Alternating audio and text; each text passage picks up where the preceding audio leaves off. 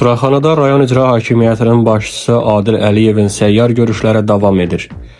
Yanvarın 7-sində Suraxanı rayon icra hakimiyyətinin başçısı Adil Əliyev Bünyadəli Qulamoğlu adına 285 nömrəli tam orta ümumi təhsil məktəbdə Qaraçuxur qəsəbə sakinləri ilə görüşüb. Görüşdə rayon icra hakimiyyətinin başçısının müavinləri və şöbə müdirləri, qəsəbə nümayəndəsi və bələdiyyə sədri, dövlət orqanlarının, yerli idarələrinin və xidmət sahələrinin rəhbərləri, qəsəbə sakinləri iştirak ediblər.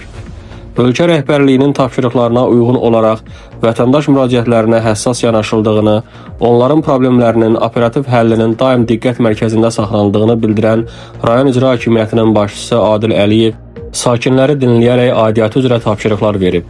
Səyyar görüşdə fərdi yaşayış evlərinin təmiri, kanalizasiya xəttinin çəkilişi, asfalt örtüyünün salınması, abadlıq işlərinin aparılması, sahibsiz heyvanların artması və sair qaldırılan müraciətlər nəzarətə götürülmüşdür.